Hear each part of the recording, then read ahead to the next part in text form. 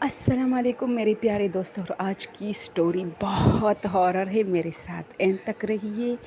ایک ایسا واقعہ جو آپ لوگ سن کے آپ لوگوں کے رونگٹے کھڑے ہو جائے گے۔ دوستوں، یہ سٹوری میرا ایک کزن ہے، وہ انگلینڈ میں رہتا ہے، تو اس کی ہے۔ وہ کہتا ہے کہ ہم لوگ مطلب اسٹوڈنٹ ویزے پہ گئے تھے، ظاہر سی بات ہے لوگ ایسے ہی جاتے ہیں زیادہ تر، تو خیر ہم تو آج تک نہیں گئے اور نہ جا سکیں گے، لیکن لوگ اس طرح ہی کچھ جگاڑیں لگا کے جاتے ہیں باہر ملکوں میں۔ تو وہ کہتا ہے کہ ہم کلاسز بھی اٹینڈ کرتے تھے، یہ نہیں تھی کہ صرف کام، اور پھر جو ہے ایک ریسٹورینٹ میں کام کرتے تھے۔ اچھا، اس ریسٹورینٹ کا ایک کمرہ تھا 104، یعنی 104 ہماری زبان میں۔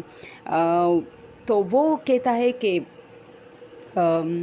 اس کمرے میں جو بھی مطلب ٹھہرتا تھا، صبح وہ اس طرح کہتا تھا کہ میرا کمرہ چینج کرو، میرا کمرہ۔ بہت سارے ایسے لوگ آتے گئے جنہوں نے کہا کہ یہ کمرہ چینج کرو۔ تو ایک دن میں نے اپنے باس کو اس طرح کہا کہ اس کمرے کے آخر مسئلہ کیا ہے، تو اس نے کہا خود جا کے اس کی صفائی کرو اور چیزیں ٹھیک کرو۔ شاید لوگ اس لیے بھاگ رہے کہ مطلب جو سرونٹس ہے، جو ان کے صفائی کرنے والے سویپر، شاید وہ اس کو صحیح طریقے سے صاف نہیں کرتی، یا اس کی سیٹنگ میں کچھ چینجز لاؤ، شاید اس کی جو ڈیکوریشن ہے، جو ڈیکوریٹ کی گئی ہے، یہ صحیح نہیں ہے۔ تو میں اور میرا ایک اور دوست جو کہ انڈیا سے تعلق رکھتا تھا، ہم دونوں گئے تو ہم لوگ دونوں نے کافی اس کمرے کو، مطلب اچھا سا کمرہ تھا، دیکھنے میں خاصی مطلب زبردست تھا، بہت بڑا ریسٹورینٹ تھا وہاں کا۔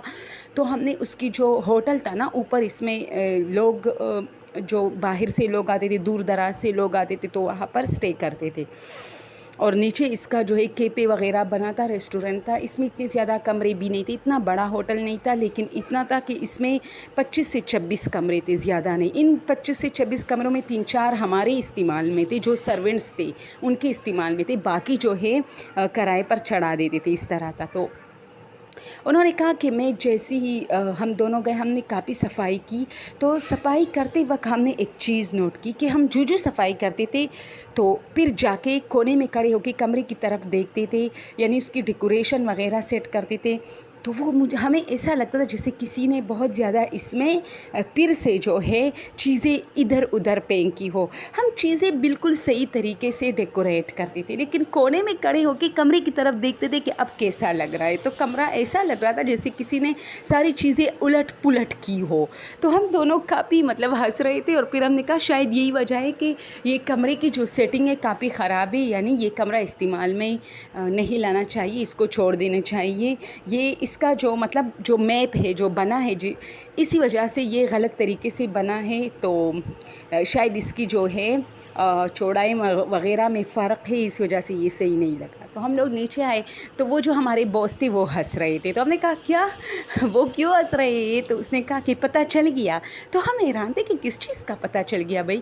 اس نے کہا کہ پتہ چل گیا نا کہ اس کمرے میں کچھ تو غلط ہے۔ تو ہم نے کہا ہاں، شاید اس کی جو بناوٹ ہے وہ۔ اس نے کہا نہیں، میں اندر کریچر کی بات کر رہی ہوں، کہ اس میں جیسے کچھ ہے کہ وہ اس کمرے کو صحیح نہیں ہونے دیتی۔ تو ٹھیک ہے، پھر ہمارے ایک اور کزن، میرا کزن تھا، وہ آیا فرانس سے، وہاں انگلینڈ میں اس کو کوئی کام تھا، تو ہم نے یہ کمرہ شرارت سے اس کو دیا، کیونکہ اس وقت ہوٹل میں کچھ اور کمرے نہیں تھے جو کہ خالی تھے، تو ہم نے وہی کمرہ اس کو دیا، اور اس نے اس میں 2-3 دن گزارے۔ لیکن ایک رات میں اس کے لیے چائے لے کے گیا، تو وہ کونے میں آرام سے بیٹھا تھا، ادھر ادھر میں نے دروازہ کھولا تو وہ کافی خوش ہوا، اس نے کہا آ جاؤ۔